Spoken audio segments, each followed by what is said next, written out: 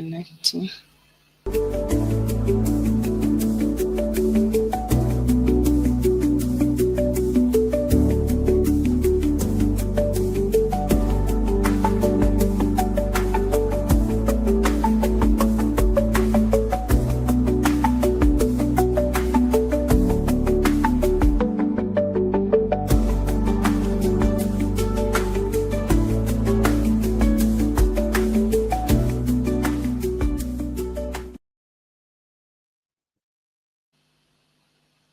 Hello, everyone. Thank you so much for joining us. It's the fourth session. You've been staying through, and thank you so much. Keep your questions coming in. We have the fourth speaker in the house. This is Alexi Thornton. He embodies a rich tapestry of cultures, blending his Greek heritage with British and Australian influences. He has a long life passion for travel and customer experiences. If you've listened to the podcast, you'll see that his early exposure to the travel industry and the Greek tradition of philoxenia instilled in him a deep appreciation for hospitality and human connection. While exploring the world through multiple industry roles, he built expertise in frontline customer service, airline operations, and OTA fulfillment. Transforming into the SaaS side of the industry, he has worked with multinational airlines and travel agencies, constantly helping them navigate the complexities of digital transformation for passenger communication. Alexi has with 25 years of experience in the industry and now collaborate with companies striving to become truly customer centric, guiding them to improve their businesses by refining both customer and employee journey strategies. This is the real customer journey mapping expert. Hi, Alexi. Glad to have you in the studio. Hi, thank you for having me. It's really good to be here. Thank you so much for joining us. Thank you. Thank Yes, you for please take having it. me. It's great.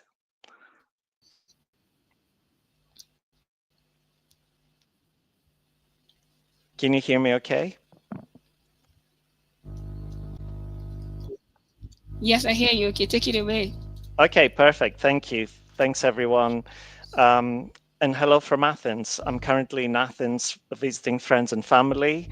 A very long tradition since I moved to Australia, making sure that I keep, in touch with everyone and understanding my heritage and everything that happens as we move forward with the different technologies. I'm here in an office where my godfather works from, actually, and he's also an airline veteran. So it runs in the family.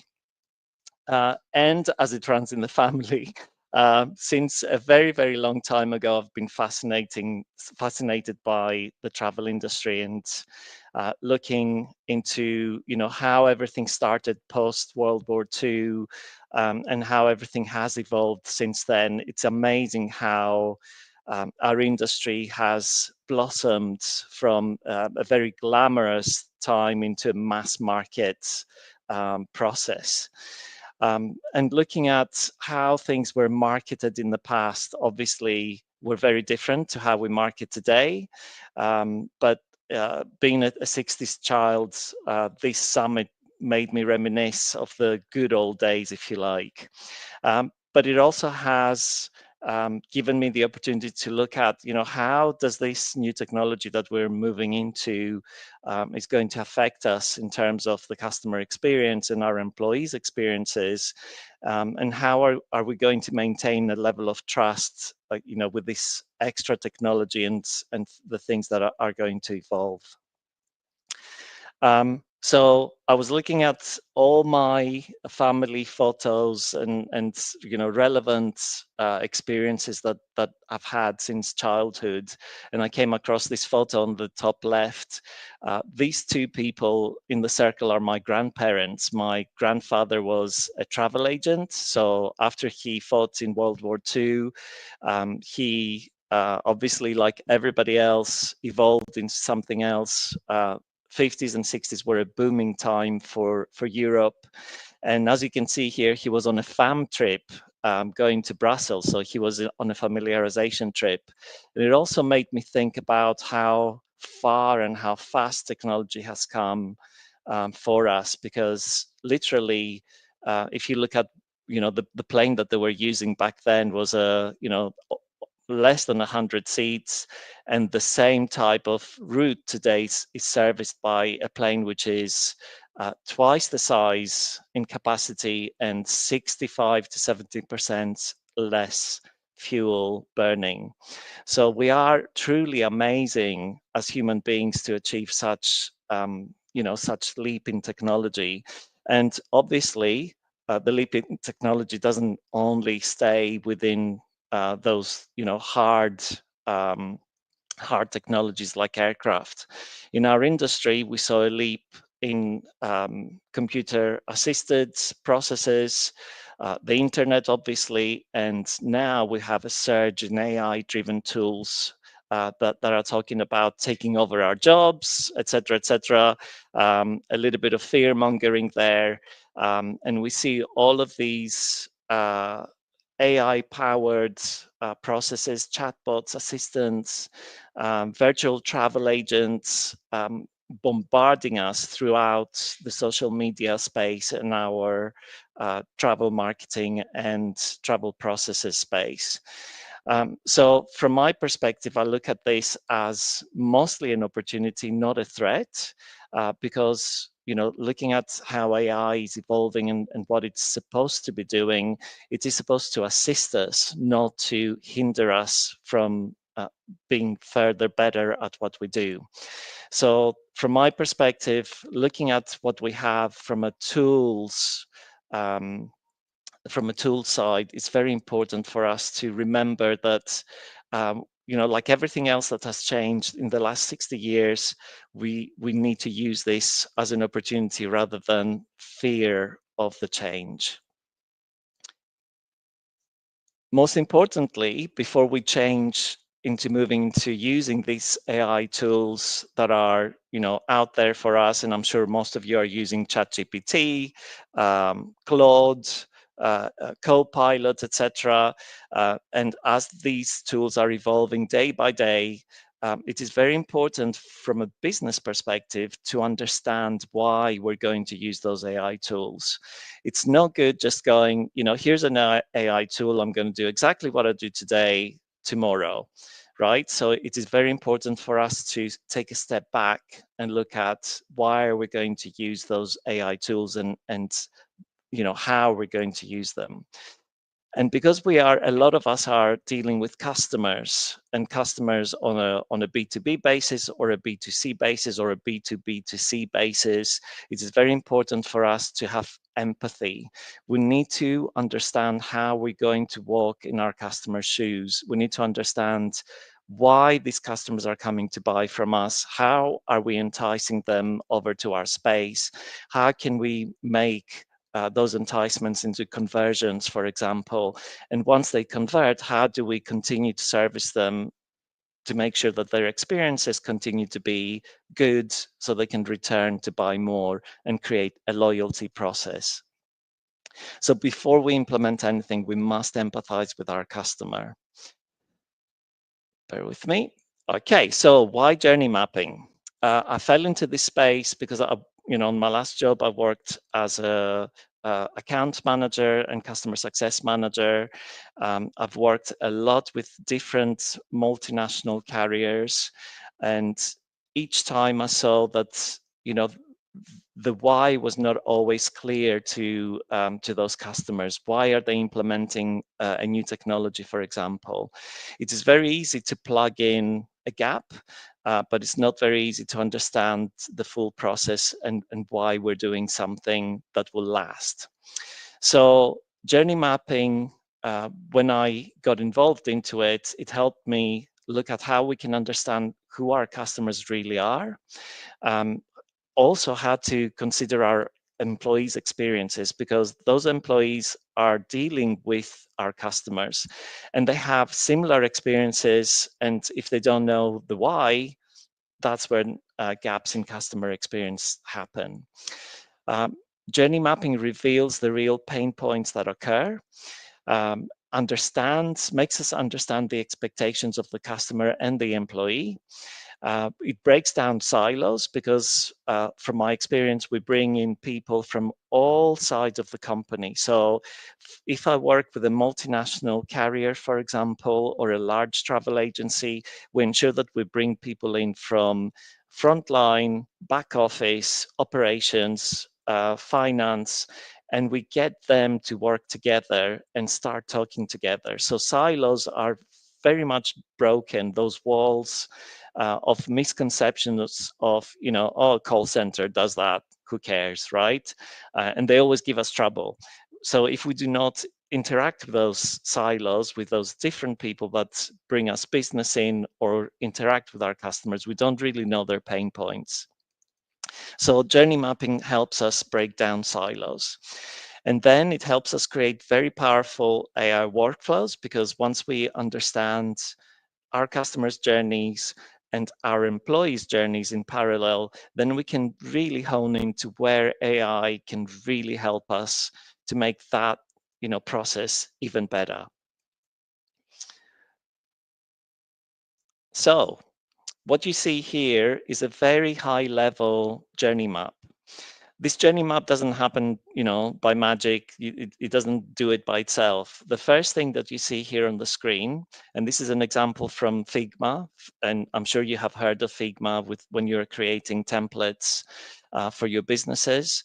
Um, the very start of the point of the process here that you see, it says customer name.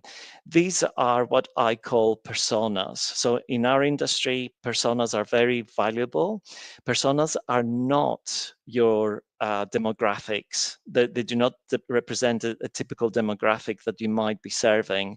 A persona is a high level overview of a customer that visits your business regularly and interacts with you. So if I put it in context, for example, with an airline, we might be looking at a persona that is a business traveler. Another persona would be a family of four that are coming from, say, Japan into the United States. Another persona might be a family of two, but one of them is a disabled person. Another persona might be a domestic traveler with their family coming over to Honolulu for holidays.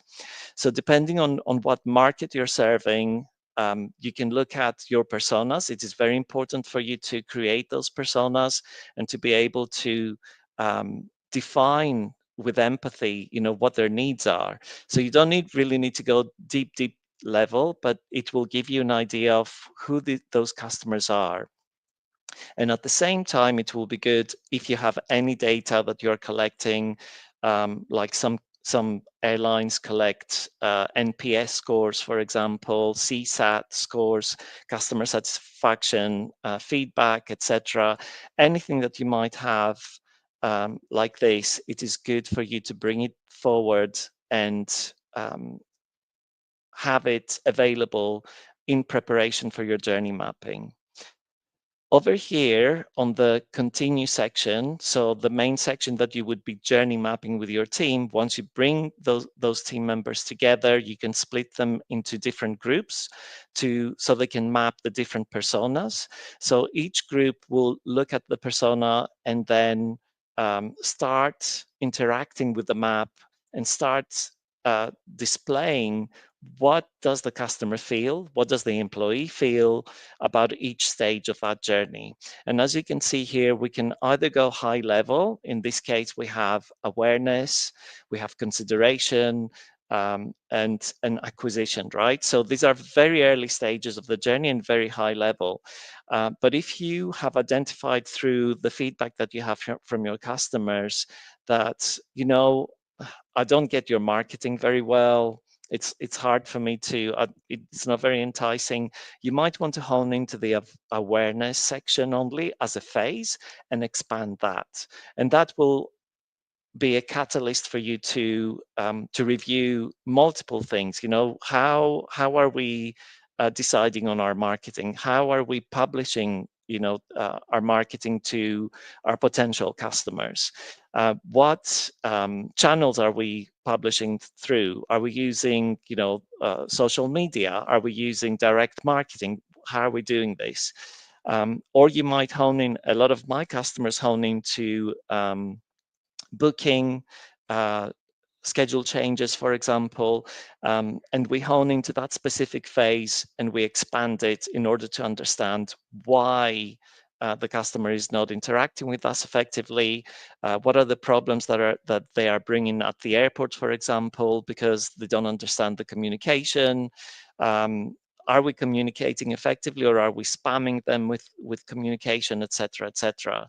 And within those swim lanes, as we call them, going across, it is always good to include your staff experiences. So these swim lanes can be split out into customer versus employee experiences, and this way you can see where are the gaps. How, are we stressing our employees when they are dealing with customers because we're not giving them the right tools, for example? Are we giving them a lot more to do in administrative tasks? And could we use, in this case, AI to fit into those specific tasks that, they don't really need to do anymore, right? And are we connecting systems, for example? So in my world of travel software, I have very much looked at so many APIs that we have out there in the industry and the availability of them, and how we could connect simple systems like Jira for Atlassian and Jira for software development with Salesforce when we are selling and developing at the same time and creating projects, etc., etc. How can we be truly agile? So journey mapping really helps you identify those gaps, because the different people that come from the different departments in your organization can truly start collaborating in this case. And then you will have, I guarantee you, a lot of aha moments. The aha moments happen when two people come together from different sections of your organization and they go, well, we do it this way because of this. And another person says, but why are we doing it that way then if you're doing it this way? So I've seen this happen a lot. And from that perspective, at the end game here, where you see cluster name, etc., etc., this is where your aha moments are highlighted, and you can create priorities to change things. And this is where you can decide from a management perspective, our team have identified these changes that need to be done, and you can prioritize based on quick wins, medium term, long term, and continue this journey. It is very important for you to not abandon this once you do it. It's very important to go from journey mapping into journey management. So some of the organizations that I work for take this journey map and put it on a massive wall at the entrance of their office or in the call center, for example, and they iterate against it. So every time, every month, every 6 months, they will go through a process of review and make sure that the improvements they're making have made changes and they adjust accordingly. So I'm sure you've all heard of voice of the customer, and such terms from a customer experience perspective. So it's important for you to, once you do this exercise, to embrace it and make sure that everybody's aware of it and everybody collaborates continuously, because that will give you a very good view of the improvements that are happening in the future. So once you identify those touch points that need AI help, you will then be able to identify, where does AI need to go into, right? Not every moment will need an AI. Um, AI, as I said, is not going to take over our jobs. It's going to enhance our jobs. And this is where we need to head into. So the right moments can be transformed with the right AI tools to make my life easier when I'm servicing a customer, when I'm selling to a customer, especially. How can I make that journey easier for me and the customer in my interactions? And when you're empathizing with those customers, because you have walked through that journey when you did this exercise, because your employees care about those customers and those processes, they will adopt them much better, rather than you saying, oh, we're adopting AI for this and you do as I say. So by involving those employees in this customer journey mapping exercise, everybody comes on board. You do not leave people behind. So this is a very good process to take care of. So what do you need to prepare for? Uh, it's a MIPI thing. So I call it MIPI. So you need to map. So map before you build anything, right? Create detailed journey maps for both customers and employees. As I said, you don't need to go from A to Z. You just need to use the right tools at the right time. So when you are looking at your feedback that you have today, honing to the processes or the phases that you need to map. It will be really great if we could all pull back and map everything, but definitely map what you think you need to succeed. You identify friction and flow. So how are we going to get AI to reduce the effort that we're doing and enhance experience, right? When you're selling something and when you're servicing something, friction is the worst thing you can do to the customer. They will leave you. So the less friction, the easier the process, the better it will be. Prioritize ethical AI. This is a very important thing as well. Make sure transparency exists, fairness, accountability. AI can do the wrong things. You must have checkpoints. You must prioritize ethical AI. How does AI talk to the customer? What are the considerations on ethnicity, for example? We must be careful because AI can go really rogue. So someone needs to be checking what AI does and what AI says. And as I mentioned earlier, involve your team, co-design with stakeholders. Another thing that I see in the industry is that once you have done your journey mapping and identified those priorities, it's always very good to also do reviews with specific customers, not all together, not all customers together, but pick out your loyal customers and take them through that journey map and say, what do you think of this? Have we got it right? Have we empathized at the start of this journey? You know, your persona, for example.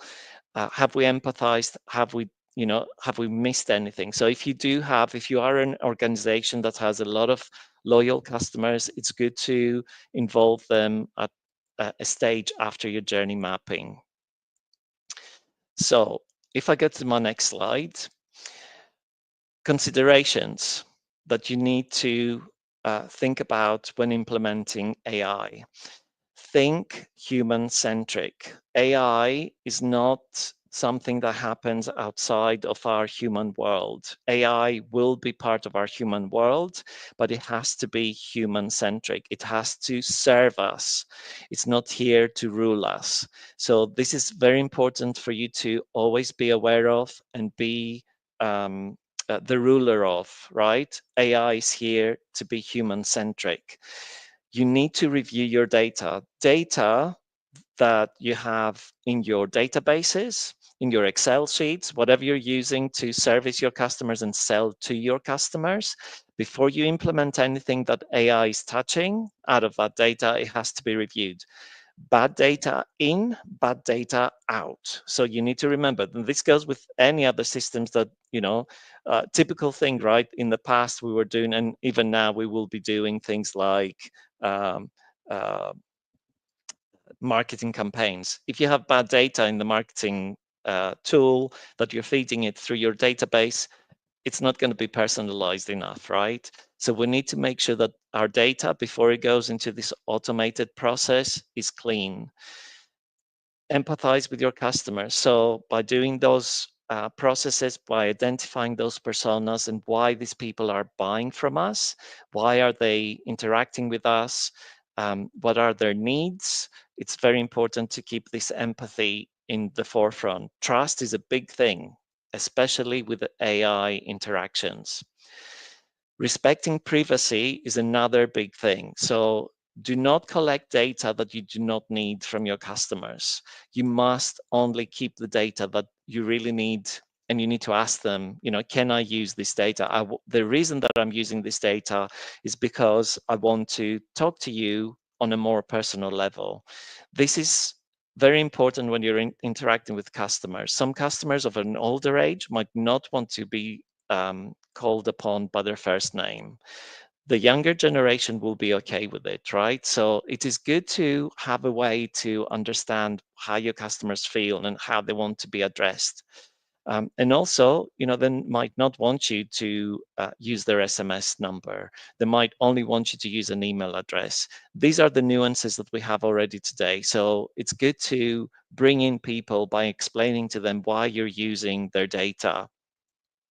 And also, very recently, I was part of that, Qantas breach of data. Someone stole my data. It's something that we need to consider, right? In the travel industry, why are you holding so much data? And do I want to share it moving forward again? So these are the kind of things that we must be careful on.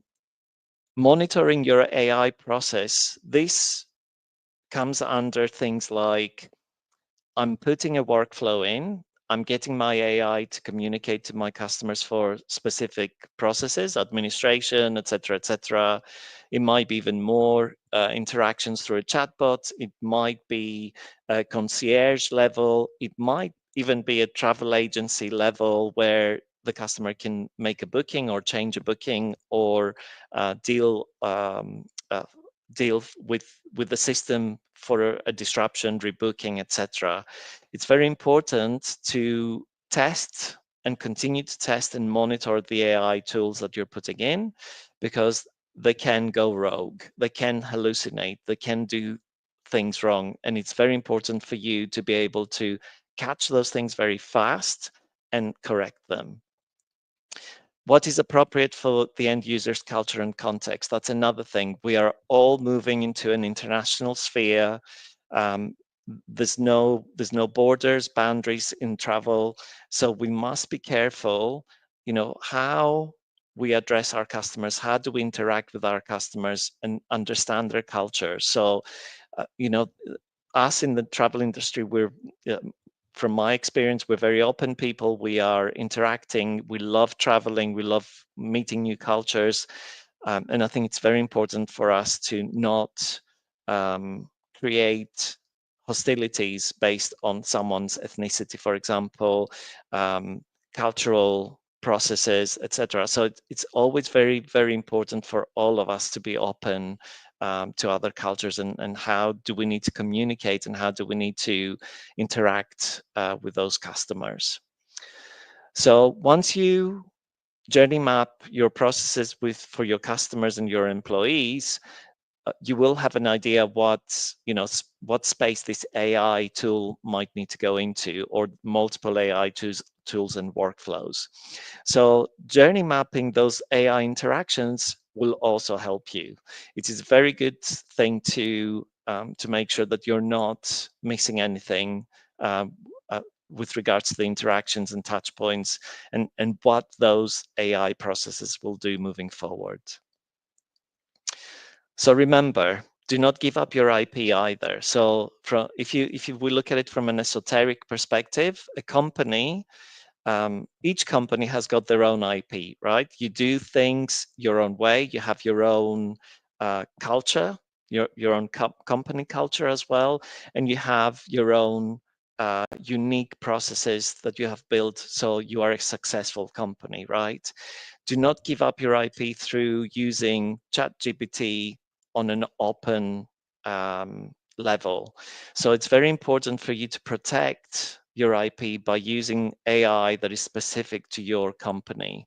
So, within a firewall, for example, so within a licensed environment, a lot of companies that I talk to today say, oh, we created user user stories, use case scenarios for our testing and our new processes, and we used AI openly, open AI, to test those scenarios. And I was like, and I'm like, I'm questioning this because I'm saying, but you are giving all your ideas out to everyone else. So you have to be careful how you use AI. AI in the open is great for queries, like we all do. Tell me about this, how this works, what is this about? But when you're using your data and your unique proposition into AI, it goes out to the world and anyone can see it and anyone can use it. So please be careful about this. Please inquire about this with the AI specialists that you might interact with. Learning how to prompt is also very important. So like you do it now, you're prompting, you're asking questions, but learning how to specifically prompt will really help you hone into your processes and create new workflows with your AI once you recruit it. It is very important for you to know how to work with it, how to manipulate it, how to get it to understand what you're looking for, especially when you're creating images, when you are asking it to create specific outcomes out of a large data detail. So it can help you create specific processes for your business. As I mentioned earlier, watch out for AI hallucinations. It hallucinates, it will do it, and you need to watch it. A lot of customers that I work with, what they do is they use multiple AIs to make sure that they test it. They test the first AI, they look at what it's doing, and they also test another AI process to make sure that everything's working well, and it does not hallucinate and give false information to your customers. It's very important to think technically from that perspective. Iteration, again, as I mentioned earlier, iterate, go back to the start, look at the process. Have we done it right? Do we need to change anything with our AI? Our processes, our workflows, is the outcome that is coming out there correct? Is it doing what the customer wants them to do? So when you are putting automation through, especially, are we seeing customers being referred to agents at the call center rather than completing a process online when you're trying to do efficiencies, for example? So these are the things to watch out for, and when you are implementing something like this. So my final thoughts: AI is not a magic wand. It is truly a mirror of what you do today, right? It reflects the processes we already have. And as I mentioned earlier, if you're not putting in the right process, it will just break it faster, right? Because it's very powerful. So it's very important to start from the start, from scratch, map your processes, know where the gaps are, know where you need to put AI, and create really efficient workflows. And if we take the time to understand the journeys of our customers and our employees, this will be a really, really powerful tool for you. So it will give your customers really, truly exceptional travel experiences. And that's it. Thank you. Any Thank you questions? so much, Alexi. That was a really detailed session. Amazing. I have one question here. Great. Before we move to the next session, I did see someone asking a question in the live. Okay, so I'm going to have to mute here. So I just want to make sure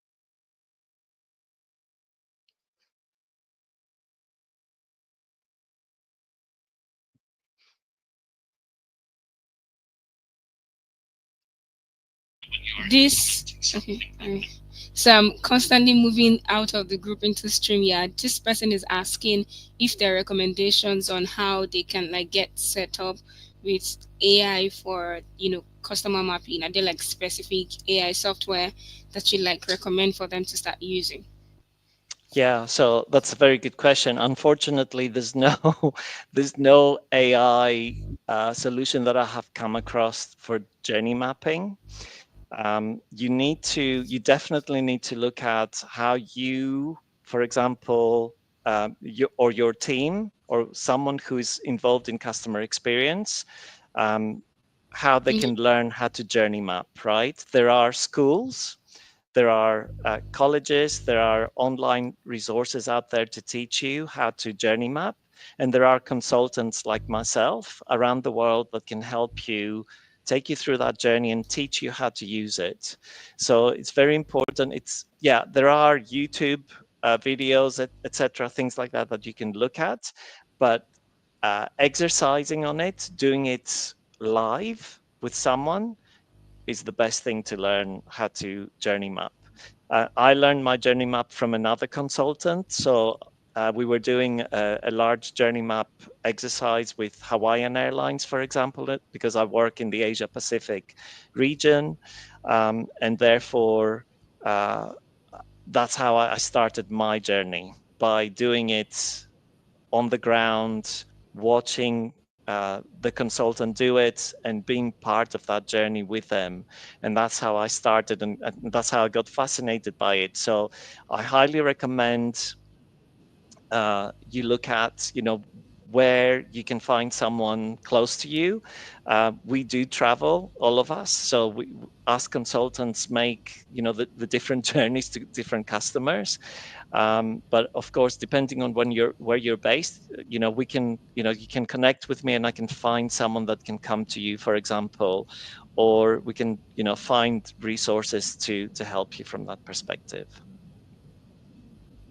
Fantastic. Okay. Thank you so much. How can we connect with you? Would you like to give out your LinkedIn or website? Yes, yes, yes, please. So please look me up on LinkedIn. I'll be happy to connect with you. I'll be happy to, answer questions. My website is there as well. So if you want to discuss anything, once you go into my website and you create a query, no one will charge you anything. So I'll be more than happy to have an appointment and chat with you. It will be my pleasure to help you. Thank you Okay. so much for joining us today, Alexi. You're welcome. Thank Thank you, you. everyone, for tuning in. Yes, thank you. The next session starts in less than 5 minutes. I look forward to seeing you all. Bye. Thank you. Bye bye.